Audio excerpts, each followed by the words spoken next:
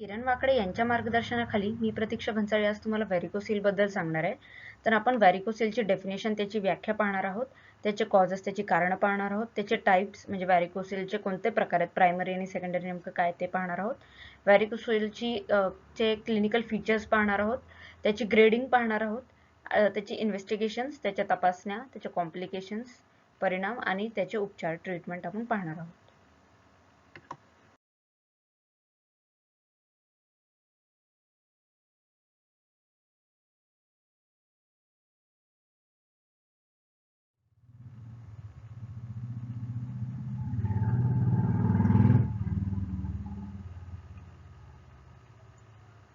तर व्हेरिकोसीलची डेफिनेशन सांगण्याआधी मी तुम्हाला टेस्टिसचा जो वेनस सप्लाय आहे त्याची अॅनाटॉमी सांगू इच्छिते.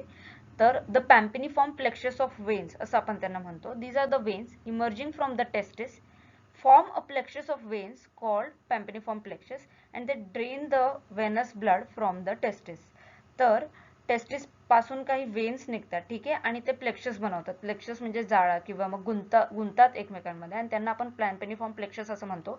आणि ते टेस्टिस पासून वेनस ब्लड ड्रेन करतात, ठीक आहे. आणि हे कुठं ड्रेन होतं, एकतर इन्फिरियर वेना कावा मध्ये किंवा लेफ्ट रिनल वेन मध्ये, ते आपण पाहूयात.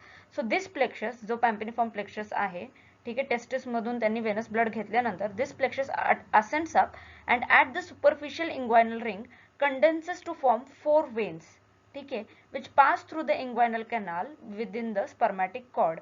तर बघा, टेस्टिस पासून वर निघतात आणि उजव्या बाजूला चित्र दाखवले पॅम्पिनिफॉर्म प्लेक्सस, टेस्टिस पासून वर निघतात आणि सुपरफिशियल इंग्वायनल रिंग मध्ये जातात, तिकडे कंडेन्स होतात, ठीक आहे, अजून जवळ येतात, एकत्र होतात, आणि मग तिकडून ते इंग्वायनल कॅनल जो आहे, ठीक आहे, त्याच्या स्पर्मॅटिक कॉर्ड मध्ये मधून आत जातात. तर स्पर्मॅटिक कॉर्डचे बरेच कंटेंट्स आहेत. आपल्याला माहिती आहे की टेस्टिक्युलर आर्टरी, टेस्टिक्युलर वेन म्हणजेच पॅम्पिनिफॉर्म प्लेक्सस ऑफ वेन्स, ठीक आहे. त्यानंतर लिम्फॅटिक्स जातात, त्यानंतर नर्व जाते, जेनायटल ब्रांच ऑफ जेनायटोफ्युमरल नर्व, अशा बऱ्याच गोष्टी जातात. वास्ट डिफरन्स मेनली जातं स्पर्मॅटिक कॉर्ड पासून, मग स्पर्मॅटिक कॉर्ड मधून. तर हे pampiniform plexus of veins superficial inguinal ring मधून असेच पुढे जातात. आणि डीप रिंग मध्ये ते दोन टेस्टिक्युलर वेन्सला join, they form 2 testicular veins, okay, which accompany the testicular artery. त्यानंतर ते टेस्टिक्युलर वेन बनवतात बघा, वर जाऊन डीप इंग्वायनल रिंग मधून, आणि मग ते वरती अकंपनी करतात, टेस्टिक्युलर आर्टरी बरोबर अकंपनी करतात, टेस्टिक्युलर आर्टरीच्या आजूबाजूनेच जातात, ठीक आहे.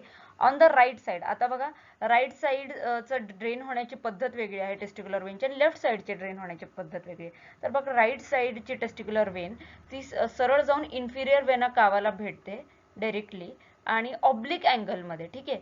तसं जे लेफ्ट टेस्टिक्युलर वेन आहे ती पहिले लेफ्ट रिनल वेनला भेटते, ठीक आहे, नंतर ते इन्फिरियर वेना कावाला जॉईन होतं. आणि जे त्यांचं मिळण्याचं जे अँगल आहे, तर लेफ्ट टेस्टिक्युलर वेन जे लेफ्ट रिनल वेनला भेटते, त्यांचं जे मिळण्याचं अँगल आहे ते 90 डिग्री आहे, ठीक आहे, राईट अँगल आहे. आणि तिथेच एक वाल्व सुद्धा आहे. म्हणून असा एक राईट अँगल, ठीक आहे, असल्यामुळे, आणि तिकडे एक वाल्व पण असते, तर त्यामध्ये काही बिघड झाला तर मोस्टली लेफ्ट टेस्टिक्युलर वेन ही व्हेरिकोज मध्ये अफेक्टेड असते. तर काय होतं, तर varicocele is a clinical condition in which veins of the pampiniform plexus, ठीक आहे, जे पॅम्पिनिफॉर्म प्लेक्सस आहे त्याची जी वेन आहे ते डायलेटेड होते, टॉर्चस होते आणि इलॉंगेट होते. तर डायलेटेड म्हणजे फुगते, टॉर्चस होते म्हणजे वाकडे तिकडे फुगून अशी वाकडे तिकडे होते, आणि इलॉंगेट होते म्हणजे लांबीने वाढते. तर लांबी आणि रुंदीने दोन्ही वाढतात हे वेन्स, आणि टॉर्चुअस होतात, ठीक आहे. त्याला म्हणतो आपण varicocele. It commonly affects the adolescents and young adults. तर ॲडोलसंट्स आणि यंग अडल्ट्स मध्ये हे कॉमनली होते. आता पुढे पाहूयात की हे का होतं, ठीक आहे, असे व्हेरिकोसील का होतं. तर आता व्हेरिकोसील मोस्ट कॉमनली लेफ्ट साइडलाच का असतं जास्त, ते आपण पाहूयात. तर आता बघा, अॅनाटॉमीकडे आपण चित्रात पण दिसू शकते आपल्याला. तर left testicular Wien drains at an right angle in the left renal vein, hence venous pressure is high in the left testicular vein. तर anatomically left testicular vein left renal वेनला 90 डिग्री मध्ये भेटलेली आहे, त्यामुळे तिकडे लेफ्ट टेस्टिक्युलर वेन मध्ये जास्त pressure असल्यामुळे तिकडे व्हेरिकोसील होण्याची शक्यता जास्त असते. आणि अजून एक कारण आहे की लेफ्ट टेस्टिस लोअर लेवलला असते राईट टेस्टिस पेक्षा, ठीक आहे, त्यामुळे सुद्धा ग्रॅव्हिटी इफेक्टमुळे थोडं का होईना लेफ्ट टेस्टिक्युलर वेन मध्ये व्हेरिकोसील होण्याची जास्त शक्यता असते. पुढचं कॉज काय की compression of the left testicular vein by loaded constipated sigmoid colon. तर सिग्मॉइड कोलॉन हा जो इंटेस्टाइनचा भाग आहे जो मागे असतो जेनेटलचा, तर हा सुद्धा ह्याच एरियामध्ये आहे, लेफ्ट टेस्टिक्युलर वेनच्या एरियामध्ये. ठीक आहे. तर ते जर का वाढलं, त्याच्यामध्ये जर का कॉन्स्टिपेशन झालं, ठीक आहे, आणि म्हणून त्याने जर का प्रेशर इकडे एक्झर्ट केला जास्त, तर तो प्रेशर लेफ्ट टेस्टिक्युलर वेनवर पडू शकतो आणि त्यामुळे व्हेरिकोसिल होऊ शकतं. ठीक आहे. कंजेनायटल ॲब्सेन्स ऑफ वाल्व्स, तर मी म्हटलं की left testicular vein, left renal वेनमध्ये जिथे भेटते तिकडे पण वाल्व्स असतात. ते जर कंजेनायटली नॅचरली ॲब्सेंट असले एखाद्या व्यक्तीमध्ये, तर त्यांच्यामध्ये सुद्धा व्हेरिकोसिल होऊ शकते. ठीक आहे. त्यानंतर blockage of entry of the left testicular vein in the left renal vein sometimes may occur by growing malignant tumour of the left kidney. तर कधी कधी काय होतं की लेफ्ट किडनी जे आहे त्यामध्ये एक मॅलिग्नंट ट्यूमर, ठीक आहे, एकदम रॅपिडली ग्रो होत असतो, एकदम फास्ट स्पीडमध्ये ग्रो होत असतो, आणि त्यामुळे left testicular vein left renal वेनमध्ये ड्रेन होण्यामध्ये एक अडथळा निर्माण होऊ शकतो ह्या ट्यूमरच्या प्रेशरमुळे. ठीक आहे. आणि ते ब्लॉक करू शकतं, अडथळा निर्माण करू शकतं या फ्लोमध्ये.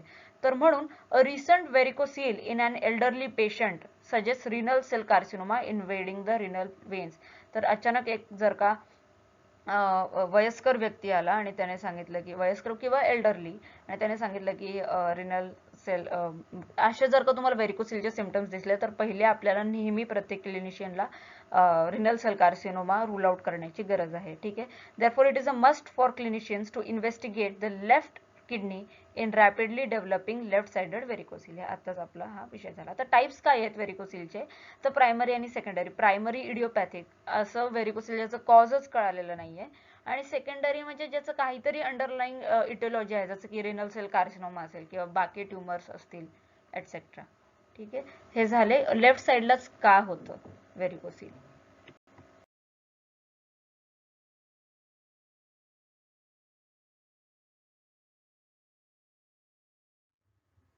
तर कॉजेस काय आहेत या व्हॅरिकोसिलचे, तर it is common in thin and tall patients. असं आढळून आलेलं आहे की लुकड्या आणि उंच लोकांमध्ये हे कॉमन आहे, आणि hot climates favour the development of varicocele. तर हॉट क्लायमेटमध्ये व्हेरिकोसिल असण्याचे चान्सेस जास्त आहेत असं आढळून आलेलं आहे. आता क्लिनिकल फीचर्स काय दिसतात व्हेरिकोसिलमध्ये, देर is a vague dragging sensation and aching pain in the scrotum. तर स्क्रोटममध्ये असं ड्रॅगिंग सेन्सेशन, ओढल्यासारखं आणि पेन वाटतं. ठीक आहे. वेग पेन. ठीक आहे. क्लिअरली असं नाही सांगतात की पेन आहे, पण हा असं कुठंतरी दुखतंय असं पेशंटला होतं. आणि एरिया नॉन टेंडर असते, म्हणजे एरियावर तिकडे जर आपण दाबलं तर तिथं दुखत नाही. ठीक आहे. तर in the standing position the diseased side appears to be more swollen than the other side and the scrotum appears to be at a lower level than on the other side. ठीक आहे. तर patient जेव्हा उभं राहतो, तर ज्या बाजूला त्रास आहे, ज्या बाजूला हे व्हेरिकोसिल जास्त आहे, तिकडे तो एरिया जास्त सुजलेला दिसतो as compared to the other side, दुसऱ्या बाजूने जर आपण त्याची तुलना केली तर. आणि त्यानंतर त्या बाजूचं जे स्क्रोटम आहे ते अजून खाली दिसतं, अजून खालच्या लेवलला आपल्याला दिसतं. ठीक आहे. त्यानंतर on palpation the veins of the pampiniform plexus feel like the bag of worms. तर असं एका गोणीमध्ये वर्म्स भरल्यात, आळ्या भरल्यात अशी आपल्याला सेन्सेशन येते. ठीक आहे. ऑन पाल्पेशन, आपण पाल्पेट केल्यावर, हातात घेऊन बघितल्यावर आपल्याला अशी सेन्सेशन येते. ते यामुळे असतं की ते जे पॅम्पेनिफॉर्म प्लेक्सस आहे ते लांबी रुंदीने वाढलेले असतात आणि ते वाकडे तिकडे झालेले असतात. ठीक आहे. On asking the patient to cough impulse is present in varicocele. तर जेव्हा आपण पेशंटला खोका असं म्हणतो, त्यावेळेस आपल्याला हे व्हेरिकोसिल पण असं जास्त त्याची सूज दिसते. ठीक आहे. ते पण व्हेरिकोसिल आपल्याला खोकल्याबरोबर हालताना दिसतं. Or on blow test there is fluid thrill due to regurgitation of venous blood. तर it may increase in size Valsalva manoeuvre. म्हणजे व्हॅल्सल्वा मॅन्युअर किंवा ब्लो टेस्टमध्ये आपण काय करतो, आपण त्या पेशंटला त्याचं नाक बंद करायला लावतो, हाताच्या चिमट्याने नाक बंद करायला लावतो आणि तोंड पण बंद करायला लावतो, आणि अशा स्थितीत आपण त्या पेशंटला श्वास बाहेर सोडायला लावतो आणि फुगा बनवायला लावतो तोंडातल्या तोंडात, श्वास बाहेर टाकायला नाही सांगत. तर अशा वेळेस काय होतं की ते जे व्हेरिकोसिल आहे ते पण आकाराने वाढतं. तर का, वेनस ब्लड पुन्हा रिगर्जिटेट झाल्यामुळे, तिकडे अजून वेनस ब्लड अजून ॲक्युम्युलेट झाल्यामुळे किंवा तिकडं त्याचा साचा वाढल्यामुळे असं होतं. Testis may appear small and soft with diminished testicular sensation.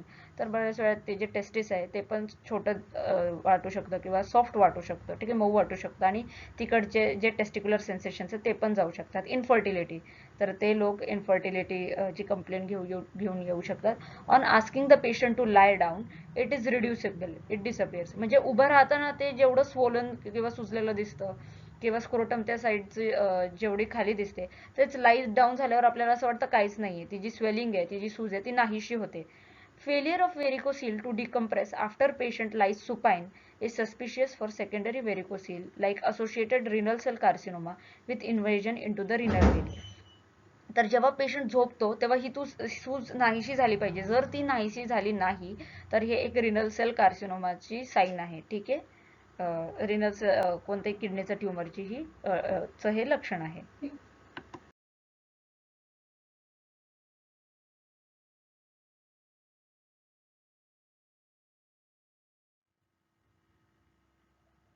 तर आता ग्रेडिंग काय आहे या व्हेरिकोसिलची, तर sub clinical grade 1, 2, 3, small, moderate, large असं त्याचं क्लासिफिकेशन किंवा ग्रेडिंग आहे. तर आपण ग्रेड 3 नी सुरू करूयात. Grade 3 or large varicocele is visible through the scrotal skin when the patient is at rest. तर आपल्याला दिसण्यावरूनच कळतं की अरे हा ही हे स्क्रोटमची ही बाजू जरा सुजलेली आहे, तर इकडे व्हेरिकोसिल असण्याची शक्यता. हे दिसल्या क्षणी कळतं किंवा दिसल्यावर आपल्याला कळतं. ठीक आहे. ग्रेड 2 मॉडरेट काय आहे की हे दिसल्यावरून कळत नाही की सुचलंय की नाही, पण जेव्हा आपण पाल्पेट करतो तेव्हा आपल्याला ते टॉर्च्युओसिटी किंवा पॅम्पिनिफॉर्म प्लेक्सस अशी लांबी रुंदीने वाढली आहे आणि ती वाकडी तिकडी टॉर्च्युओस झालेली हे जाणवतं आपल्या बोटांना. हे झालं ग्रेड 2 किंवा मॉडरेट व्हेरिकोसिल. आणि ग्रेड 1 ला असंच पाल्पेट केलं आपण तर जाणवणार नाही, पण जेव्हा आपण पेशंटला वाल्सल्वा मॅनवर करायला लावतो तेव्हा ते पाल्पेट केल्यावर आपल्याला जाणवतं. वाल्सल्वा मॅनवर म्हणजे काय मी सांगितलं मगाशी, हाताचा चिमटा करून नाक दाबायला सांगायचं आणि पेशंटला श्वास सोडायला सांगायचा आणि तोंडाचा फुगा करायला लावायचा. ठीक आहे, श्वास बाहेर सोडताना तोंडाचा फुगा करायला लावायचा.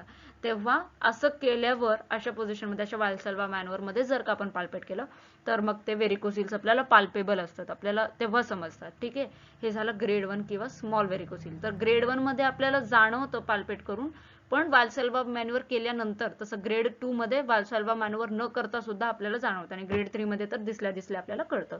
त्यानंतर सब क्लिनिकल काय आहे की जे आपल्याला असं पाल्पेट होत नाही, दिसत नाही, पण डॉपलर USG केला आपण. ठीक आहे, डॉपलर मध्ये आपण काय बघतो की वेन्स आर्टरीजची काय कंडिशन आहे ते पाहतो आपण. तर डॉपलर स्कॅन केला तर आपल्याला कळतं की व्हेरिकोसिल आहे. हे झालं ग्रेडिंग ऑफ व्हेरिकोसिल्स. तर आता इन्व्हेस्टिगेशन्स काय काय करतो आपण, तर फिजिकल एक्झामिनेशन तर गोल्ड स्टँडर्ड आहे, आपल्याला बघितल्यावर कळतं किंवा मग नाही का पाल्पेट केल्यावर कळतं, वाल्सल्वा मॅनवर केल्यावर कळतं. हे झालं फिजिकल एक्झामिनेशन. दुसरं काय, semen analysis in cases of infertility. तर इनफर्टिलिटी किंवा नपुंसकता जेव्हा मेल्स मध्ये येते, ठीक आहे, तेव्हा सेमेन अनालिसिस करून आपल्याला कळतं की काय बिघाड आहे की नाही. ठीक आहे, की नाही का ऑलिगोस्पर्मिया आहे का किंवा स्पर्म काउंट कमी झाली आहे का हे आपल्याला कळतं. त्यानंतर डॉपलर अल्ट्रासाउंड इज कन्फर्मेटरी, मी मगाशी सांगितलं. आणि डॉपलर अल्ट्रासाउंडवर काय कळतं आपल्याला, there is reversal of flow in pampiniform plexus with Valsalva. तर आपण पाहिलं होतं की लेफ्ट टेस्टिक्युलर वेन जाऊन लेफ्ट रिनल वेनला मिळते 90 डिग्री अँगलमध्ये. तर काय होतं actually ideally left testicular vein पासून लेफ्ट रिनल वेन मध्ये ब्लड गेलं पाहिजे, वेनस ब्लड गेलं पाहिजे. पण डॉपलर जर व्हेरिकोसिल असेल तर आपल्याला डॉपलरवर दिसेल की हे ब्लड उलट येतंय, म्हणजे लेफ्ट रिनल वेन मधून लेफ्ट टेस्टिक्युलर वेन मधून पॅम्पिनिफॉर्म मध्ये जात आहे असं आपल्याला दिसतं. ठीक आहे, ऑन वाल्सल्वा. त्यानंतर अन USG demonstrating dilatation of veins 3.5 millimeter or more in diameter with reversal of venous flow after Valsalva maneuver suggests this varicocele. तर काय दिसतं आपल्याला, ते वेन्स जे आहेत पॅम्पिनिफॉर्म प्लेक्ससचे ते 3.5 मिलीमीटर डायमीटर पेक्षा जास्त, तेवढे किंवा त्यापेक्षा जास्त वाढलेले दिसतात आणि व्हेनस ब्लड फ्लो उलटा येताना दिसतो, म्हणजे renal vein, left testicular vein, left renal vein, left testicular vein to the pampiniform plexus असं आपल्याला दिसतं. तेव्हा आपण म्हणू की व्हेरिकोसिल आहे. हे झाले clinical cause, clinical features, grading आणि इन्व्हेस्टिगेशन्स ऑफ व्हेरिकोसिल.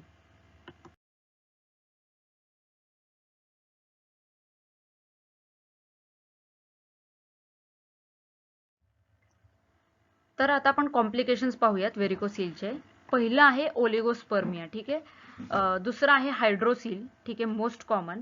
तर हायड्रोसिल का होतं, लिम्फॅटिक वेसल्सवर दबाव आल्यामुळे. ठीक आहे, आणि तिसरं रिकरन्स, की ते पुन्हा पुन्हा येतं, ऑपरेशन झालं तरी पण ते पुन्हा येतं.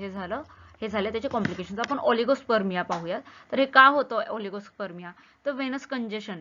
ते ब्लड फ्लो ऑब्स्ट्रक्ट झाल्यामुळे हा राईट अँगल आहे लेफ्ट टेस्टिक्युलर वेन आणि लेफ्ट रिनल वेन मध्ये, आणि काही कारण असेल, कोणतं टेस्टिक्युलर ट्यूमर असेल किंवा कोणतं रिनल ट्यूमर असेल, रिनल ट्यूमर असेल किंवा आणखी कोणतं पेल्विक ट्यूमर असेल, त्यामुळे अडथळा येतो आणि अख्खं वेनस ब्लड हे ह्या पॅम्पेनिफॉर्म प्लेक्सस किंवा लेफ्ट टेस्टिक्युलर वेन मध्ये साचलं जातं. तर ह्या वेनस कंजेशनमुळे, या चाचण्यामुळे व्हेरिकोसिल होऊ शकतं आणि तिकडचं काय होतं, तिकडचं टेम्परेचर वाढतं.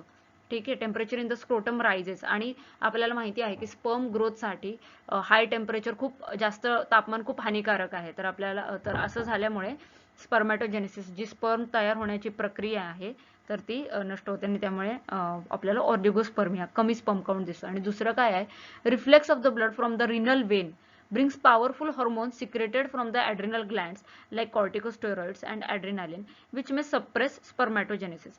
तर काय होतं, जे किडनीच्या वरती जे सुप्रारिनल ग्लँड्स आपण म्हणतो, ज्यांनाच आपण ॲड्रिनल ग्लँड्स म्हणतो, तर ते त्यांचं जे वेनस सप्लाय ते ब्लड बाकी ऑर्गन्सकडे नेतात. ठीक आहे, तर इकडे काय होतं, हे रिफ्लक्स झाल्यामुळे, म्हणजे ब्लड फ्लोची डायरेक्शन उलटी झाल्यामुळे, जे काही ॲड्रिनल ग्लँड्स मधून जे काही कॉर्टिकोस्टेरॉइड्स किंवा ॲड्रिनालिन हे जे हॉर्मोन्स आहेत ते जास्त पोहोचतात ह्या आपल्या टेस्टिक्युलर पॅम्पेनिफॉर्म प्लेक्सस किंवा टेस्टिसमध्ये, आणि त्यामुळे स्पर्माटोजेनेसिसची प्रक्रियेला थोडा आळा बसू शकतो.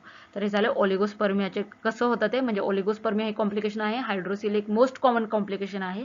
ठीक आहे, आपण लिम्फॅटिक वेसल्स कोणतं ऑपरेशन करताना लायगेट झाले तर, किंवा मग ऑब्स्ट्रक्शन झाल्यामुळे आणि रिकरन्स, ते पुन्हा पुन्हा होणे, हे झाले कॉम्प्लिकेशन्स. आता म्हणून आपण ट्रीटमेंट काय, ह्याची ट्रीटमेंट सर्जरीच आहे खूप वेळा. तर इंडिकेशन्स काय आहेत सर्जरीचे, ठीक आहे. An infertile adult man with a varicocele when couple has known infertility and the female partner has normal fertility. म्हणजे जर एखादं कपल आला आणि इन्फर्टिलिटीचे कंप्लेंट देत आहे आणि त्या फिमेलमध्ये सगळं नॉर्मल आहे, तिला काहीच प्रॉब्लेम नाही, पण त्या मेलमध्ये काहीतरी प्रॉब्लेम आढळतोय नपुंसकतेचा, आणि ते तुम्हाला फिजिकल एक्झामिनेशनवरून वाटतं की, किंवा USG केल्यावर वाटतं की ह्याला व्हेरिकोसिल आहे, तेव्हा आपण त्याची सर्जरी करू शकतो. दुसरं काय, a potentially treatable cause of infertility with varicocele palpable on physical examination or ultrasound. ठीक आहे, हे तर आपण आताच पाहिलं की जर व्हेरिकोसिल हे तुम्हाला कारण वाटतंय त्या ओलिगोस्पर्मियाचं, तर तुम्ही करू शकता, त्या इन्फर्टिलिटीचं किंवा नपुंसकतेचं, तर तेव्हा तुम्ही करू शकता. तिसरं, the male partner has an abnormal semen analysis, तेच जे आपण पाहिलं की सेमेन ॲनालिसिस खूप कमी स्पर्म काउंट आहे. ठीक आहे, त्यानंतर reduction in ipsilateral testicular volume by more than 20% or 2 ml as compared to the contralateral normal size. आपण पाहिलं की व्हेरिकोसिलच्या फीचर्समध्ये ते जे टेस्टिस आहे त्या बाजूची अफेक्टेड साईडची, ती आकाराने छोटी दिसते. तर तेच जर त्या टेस्टिसचं व्हॉल्यूम 20% किंवा 2 ml पेक्षा कमी झालं, नाही का, पूर्वीपेक्षा 2 ml ने कमी झालं, ठीक आहे, तर मग ठीक आहे, तर मग आपण म्हणू की त्याला व्यक्तीला हे व्हेरिकोसिल आहे आणि त्यामुळे त्याला सर्जरी आवश्यक आहे. ठीक आहे, आणि आर्मी किंवा नेव्ही रिक्रुटमेंटमध्ये सुद्धा, आर्मी किंवा नेव्हीमध्ये त्या व्यक्तीला ऍडमिशन घ्यायचं असेल किंवा ते रिक्रूट होणार असेल, तर ती सुद्धा एक इंडिकेशन आहे व्हेरिकोसिलच्या सर्जरीसाठी.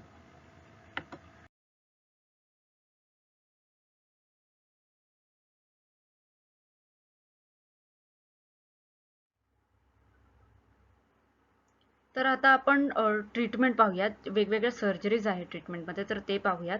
पहिले इंग्वायनल अप्रोच, मॉडिफाईड इव्हॅनिशेविच अप्रोच, ठीक आहे, फॉर सर्जरी. दुसरं रेट्रोपेरिटोनियल अप्रोच, पॅलोमोज ऑपरेशन. तिसरं सब इंग्वायनल मायक्रोस्कोपिक अप्रोच.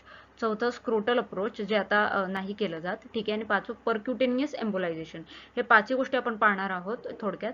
तर पहिलं आपण पाहूयात इंग्वायनल अप्रोच, मॉडिफाईड इव्हॅनिशेविच अप्रोच. तर यामध्ये काय करतो आपण, जे काही पॅम्पेनिफॉर्म प्लेक्सस आहे, ठीक आहे, ते लायगेट करतो आणि ते एक्साइज करून टाकतो, ते काढून टाकतो.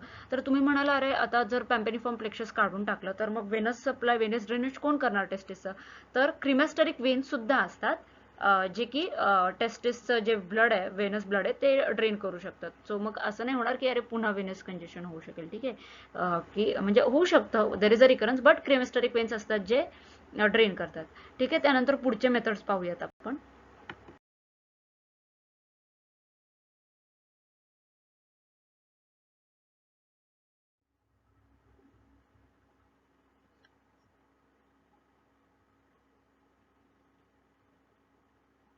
तर जो दुसरा सर्जिकल अप्रोच आहे तो आहे रेट्रोपेरिटोनियल अप्रोच, त्यालाच म्हणतो पॅलोमोज ऑपरेशन. तर यामध्ये आपण काय करतो, रेट्रोपेरिटोनियल का बरं पडतं, तर कारण की तिकडे जे काय टेस्टिक्युलर वेन आणि वास यांना इझिली सेपरेट करता येतं. ठीक आहे, तिकडे टेस्टिक्युलर वेन सिंगल आहे आणि वास पेक्षा खूप वेगळी आहे. जसं की इंग्वायनल रिजन मध्ये, तिकडे जे खाली इंग्वायनल रिजन मध्ये स्पर्मॅटिक कॉर्ड बरोबर खूप जवळ असते. ठीक आहे, ही स्पर्मॅटिक कॉर्ड मध्ये टेस्टिक्युलर वेन खूप जवळ असते वास डिफरन्सच्या.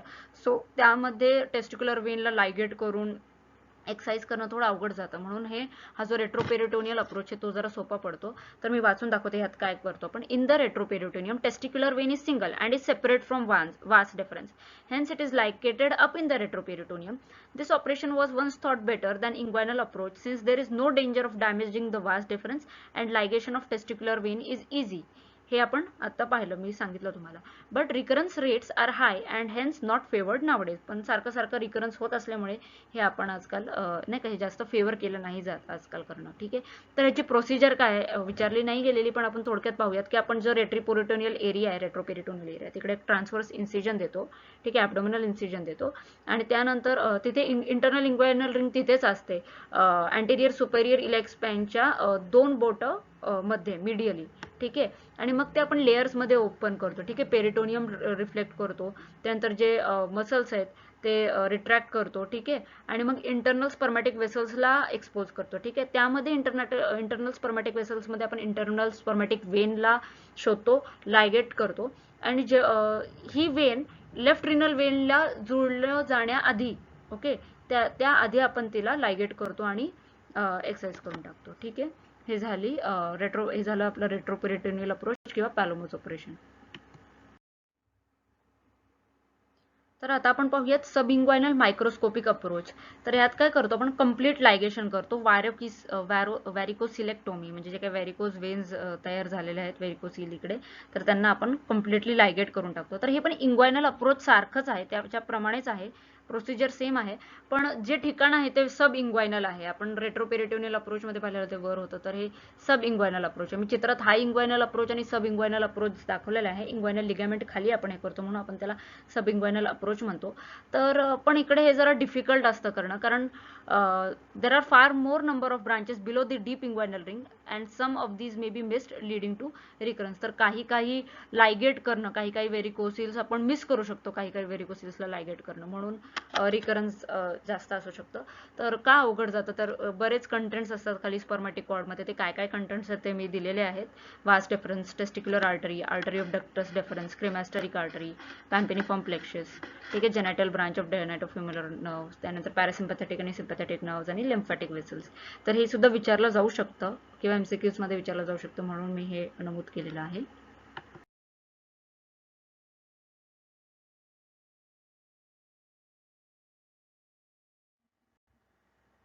तर चौथा अप्रोच आहे स्क्रोटल अप्रोच, जे की आजकाल केलं जात नाही.